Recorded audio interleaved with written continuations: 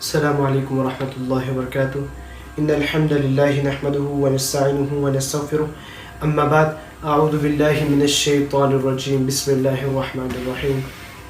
ناظرین کرام، جیسا کہ آپ احباب کو معلوم ہے کہ آپ اپنی اسکرین پہ دیکھ رہے ہیں حافظ شمشاد صاحب، جو کہ اہل الحدیث کے بارے میں جن کو غیر مقلدین کہا جاتا ہے ان کے بارے میں اپنے طرح طرح کے اعتراضات اپنے ویڈیوز میں پیش کرتے ہیں، اور الحمدللہ ثم الحمدللہ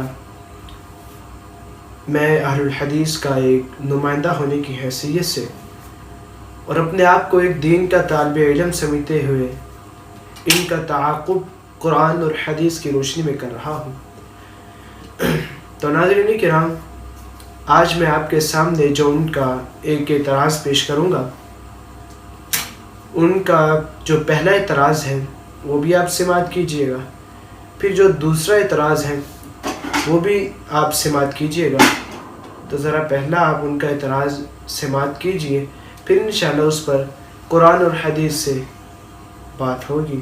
ذرا ان کا جو پہلا اعتراض ہے وہ سماعت کیجئے۔ اس کے اندر بخاری شریف کے اندر ہے کہ حضرت ابو بکر رضی اللہ تعالیٰ عنہ وہ نماز میں اس وقت شامل ہوتے ہیں جب اللہ کے رسول رکوع کے اندر ہیں، یعنی اللہ کے رسول رکوع میں ہیں، اس وقت وہ صحابی حضرت ابو بکر رضی اللہ تعالیٰ عنہ وہ آ کر شامل ہوتے ہیں۔ اب آپ سمجھ رہے ہیں کہ یہ آپ نے پہلے سے ذہن بنایا کہ رکوع میں قرآن پاک نہیں پڑھنا، رکوع میں اور کوئی سورت بھی نہیں پڑھنی، سورۃ الفاتحہ بھی نہیں پڑھنا، لیکن یہ اس وقت شامل ہوتے ہیں اور اتنی جلدی کرتے ہیں کہ سب سے پہلے آ کر شامل ہو جاتے ہیں نماز میں۔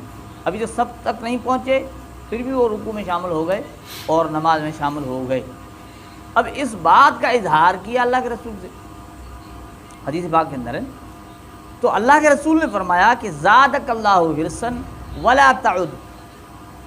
اب اللہ کے رسول کے سامنے چیز آ رہی ہے اور رکوع میں خود اللہ کے رسول نے قرآن پڑھنے سے منع کیا ہے۔ مسئلہ جب اللہ کے رسول کی بارگاہ میں آیا تو مسئلہ یہاں واضح اور آسان ہو جاتا ہے، جس میں الجھے ہوئے ہیں۔ یہاں اللہ کے رسول سے فرماتے ہیں زادک اللہ حرصا ولا تعد، اللہ تعالیٰ تیرے شوق کو، حرص کو بڑھائے اور مزید زیادہ کرے۔ ناظرین کرام دیکھیں، انہوں نے جو اعتراض کیا ہے، صحیح البخاری کی روایت ہے، 783 نمبر یہ روایت ہے۔ انہوں نے کہا کہ سیدنا ابو بکر رضی اللہ عنہ وہ نماز میں شامل ہوئے اس حال میں کہ رسول اللہ صلی اللہ علیہ وسلم رکوع میں تھے اور وہ بھی رکوع میں شامل ہو گئے۔ اب انہوں نے اس رکعت میں سورہ فاتحہ تو پڑھی نہیں، لہذا اس سے ثابت یہ ہو رہا ہے کہ سورہ فاتحہ کے بغیر نماز ہو جاتی ہے۔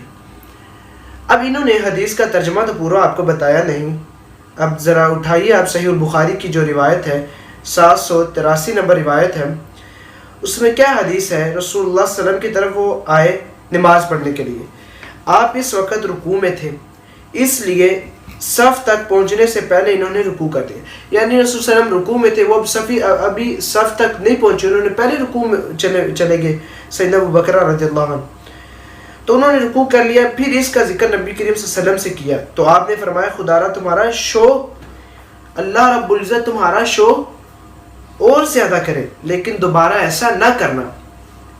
اب دیکھیں رسول اللہ صلی اللہ علیہ وسلم نے فرمایا سیدنا ابو بکر رضی اللہ عنہ کو کہ اللہ رب العزت آپ کا شوق اور زیادہ کرے، کہ آپ کو اتنا شوق ہے کہ میں جماعت کے ساتھ نماز پڑھوں، اور فرمایا ولا تعود، لیکن آپ نے آئندہ سے اس طرح نہیں کرنا۔ اب یہ جاہل جو علمی یتیم ہے، یہ کیا بیچارہ کہتا ہے، اس سے استدلال کیا نکالتا ہے؟ کہتا ہے ظاہر سی بات ہے پھر وہ رکعت تو ہوگی، تو اس سے ثابت یہ کر رہا ہے کہ سورہ فاتحہ کے بغیر نماز ہو جاتی ہے۔ تو ناظرین کرام، جیسا کہ صحیح بخاری میں بھی روایت موجود ہے، صحیح مسلم کے اندر بھی روایت موجود ہے، رسول اللہ صلی اللہ علیہ وسلم نے فرمایا لا صلاۃ لمن لم یقرأ بفاتحۃ الکتاب، وہ نماز نہیں ہے جس کے اندر سورہ فاتحہ نہ پڑھی جائے۔ اب دیکھیں یہ کیا کہہ رہا ہے کہ نماز سورہ فاتحہ کے بغیر ہو جاتی ہے، رسول اللہ صلی اللہ علیہ وسلم فرما رہے ہیں کہ نماز نہیں ہوتی۔ اور ایک دوسری روایت ہے، رسول صلی اللہ علیہ وسلم نے فرمایا فَهِيَ خِدَاجٌ فَهِيَ خِدَاجٌ فَهِيَ خِدَاجٌ، خداج جو خداج لفظ بولا جاتا ہے، یہ اونٹ، اس اونٹ کے لیے بولا جاتا ہے جو لنگڑا لولا اپاہج ہوتا ہے۔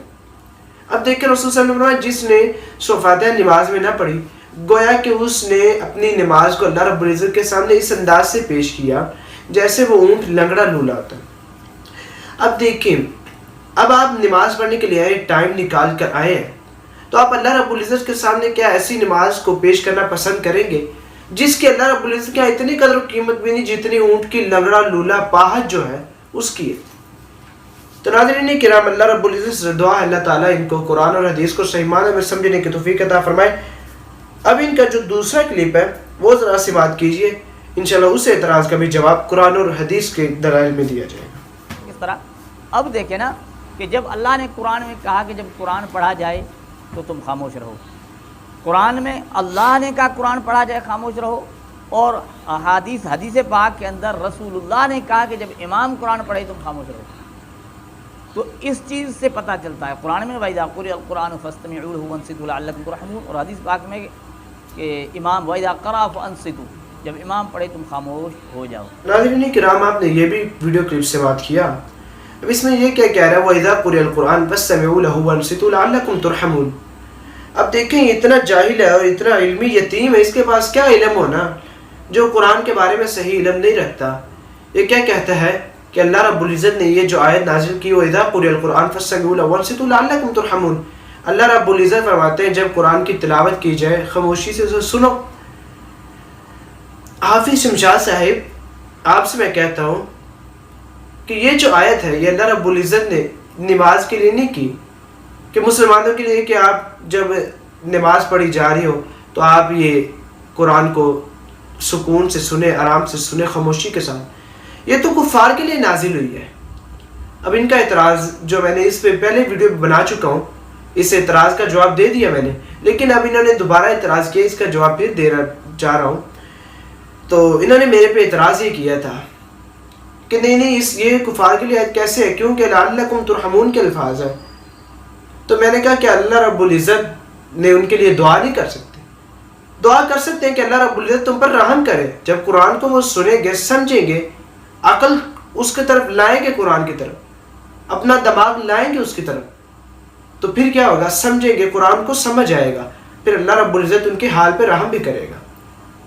تو ناظرین کرام، میرا سوال ہے حافظ شمشاد سے کہ اگر آپ کہتے ہیں آپ کا یہ استدلال ہے اس آیت سے کہ جب قرآن پڑھا جا رہا ہو تو خاموشی سے سنو، آپ کے مدارس میں بھی حفظ القرآن کی کلاسز موجود ہیں، تو کیا جب کلاسز ہوتی ہیں تو سارے بچے قرآن پڑھ رہے ہوتے ہیں، تو ایک بچہ جب قرآن پڑھے ساروں کو تو سننا چاہیے، کیوں؟ وَإِذَا قُرِئَ الْقُرْآنُ فَاسْتَمِعُوا لَهُ وَأَنصِتُوا لَعَلَّكُمْ تُرْحَمُونَ۔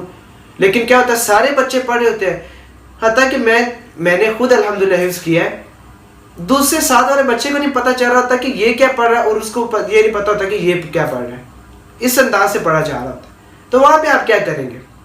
اور دوسری بات، جب درس و دروس دیا جا رہا ہوتا ہے تب لوگ بات کرتے ہیں بیچ میں، تو وہاں پہ آپ کیا کریں گے؟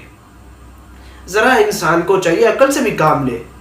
آپ عقل سے کام تو لیتے نہیں، بلکہ آپ قرآن اور حدیث سے غلط استدلال نکالتے ہیں۔ تو لہٰذا اس اعتراض کا جواب تو میں نے پہلے دے دیا ہے، جس کا لنک آپ کو ڈسکرپشن میں مل جائے گا۔ تو اللہ رب العزت سے دعا ہے اللہ تعالیٰ ہمیں قرآن اور حدیث کو صحیح معنوں میں سمجھ کر اس پر صحیح معنوں میں عمل کرنے کی توفیق عطا فرمائے۔ السلام علیکم ورحمۃ اللہ وبرکاتہ۔